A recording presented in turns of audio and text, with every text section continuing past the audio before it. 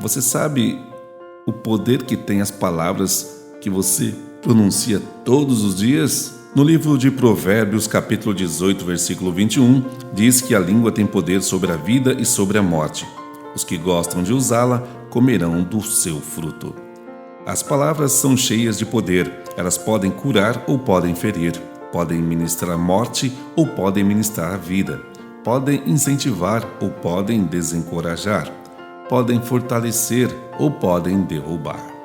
Pessoas se divorciam por causa das palavras. Famílias são destruídas por causa das palavras. Pessoas perdem empregos devido às palavras. A insegurança pode dominar a vida de uma pessoa devido às palavras que foram ditas para ela. Devido a esse grande poder das palavras, precisamos escolhê-las muito bem. Precisamos nos responsabilizar pelas palavras que proferimos. Porém, vale a pena salientar que ninguém poderá domar a sua língua sozinho e para isso precisamos da ajuda de Deus. Sem exceção alguma, todas as pessoas passarão por muitas tribulações e aflições em suas vidas. A grande tendência do ser humano é verbalizar seus sentimentos e, infelizmente, na maioria das vezes, o que sai da sua boca é reclamação, murmuração e blasfêmia. No livro de Tiago, capítulo 1, versículo 2, meus irmãos, considerem motivo de grande alegria o fato de passarem por diversas provações. Alegria por passar por provações? Isso parece um pouco contraditório, mas é exatamente isso que acontece quando caminhamos em fé. As provações nos preparam para um próximo nível na nossa caminhada.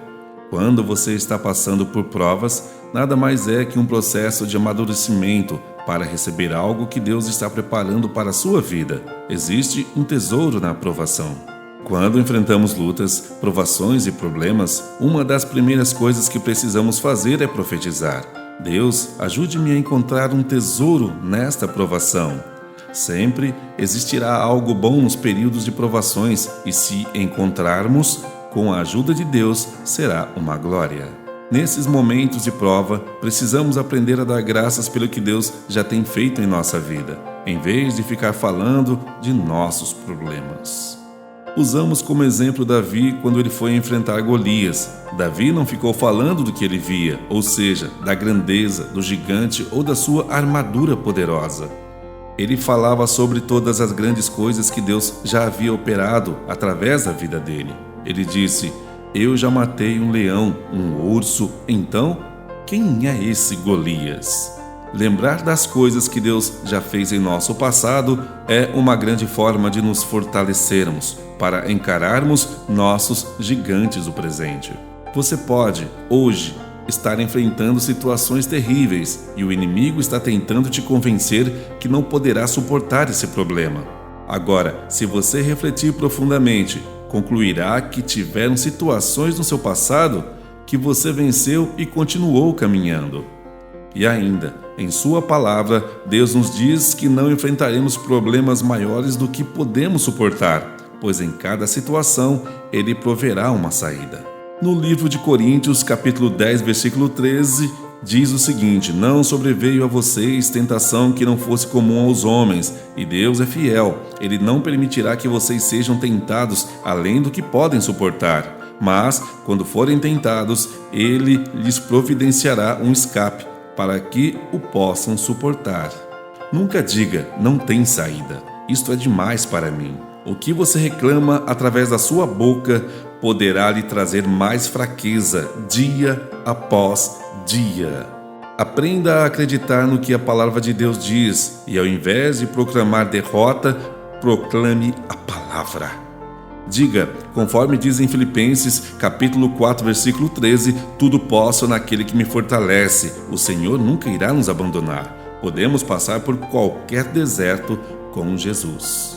Precisamos aprender a usar as palavras como aliadas e não como inimigas. Na grande maioria das vezes, falamos mais do que o inimigo está fazendo do que Deus está operando em nossa vida. Não precisamos falar de medo, mas precisamos falar de fé. As palavras são poderosas, suas palavras podem liberar anjos para ajudá-lo, ou suas palavras poderão liberar o medo. trazendo ainda mais problemas para a sua vida. Precisamos liberar a nossa fé e isso é feito pelas palavras que saem de nossa boca e da oração. Não podemos falar de fé e logo em seguida falar de medo. Uma palavra anula a outra. Podemos até falar do problema que estamos vivendo, porém não devemos falar dele sem que haja um propósito. Se você precisa falar com alguém sobre algum problema que está vivendo, fale, mas te aconselho, não é nada sábio para a sua vida ficar falando de seus problemas por 24 horas. O que você precisa se atentar é com relação à forma que está falando de seus problemas, quando falar do seu problema com outra pessoa. Logo após terminar de falar dele, profetize que não se curvará a ele e que Deus está no controle de tudo. Peça a Deus sabedoria com relação ao que deve dizer e ao que não deve dizer. Peça a Deus sabedoria sempre, todos os dias. No livro de Tiago, capítulo 1, versículo 8, se algum de vocês tem falta de sabedoria, peça a Deus que a todos dá livremente de boa vontade e lhe será concedida. Peça, porém, com fé, sem duvidar, pois aquele que duvida é semelhante à onda do mar, levada e agitada pelo vento. Não pense tal homem que receberá coisa alguma do Senhor. É alguém que tem mente dividida e é instável em tudo o que faz. Sempre que passarmos por provações, precisamos olhar para o tesouro que se esconde por trás dele e sermos alegres, como diz a palavra. Agora, mesmo se fizermos algo errado e pedirmos perdão para Deus com um arrependimento autêntico, Ele nos perdoará e nos tirará dessa confusão. Porém, não significa que Deus não vai nos ensinar algo, mantendo-nos no problema por algum tempo para que aprendemos. O que não podemos fazer enquanto aguardamos o agir do Pai, como diz na passagem, é ter duplo ânimo. Fé e incredulidade não andam juntos. Oramos e profetizamos sobre a nossa vida na presença de nosso amigo cristão e logo em seguida murmuramos e reclamamos com nossos amigos incrédulos.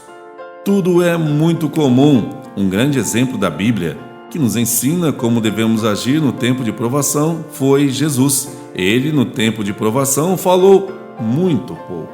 Em Isaías 53, capítulo 6, versículo 7 diz: todos nós, tal qual ovelhas, nos desviamos. Cada um de nós se voltou para o seu próprio caminho, e o Senhor fez cair sobre ele a iniquidade de todos nós. Ele foi oprimido e afligido, contudo, não abriu a sua boca. Como um cordeiro foi levado para o matadouro, e como uma ovelha que diante de seus tosqueadores fica calada, ele não abriu a sua boca.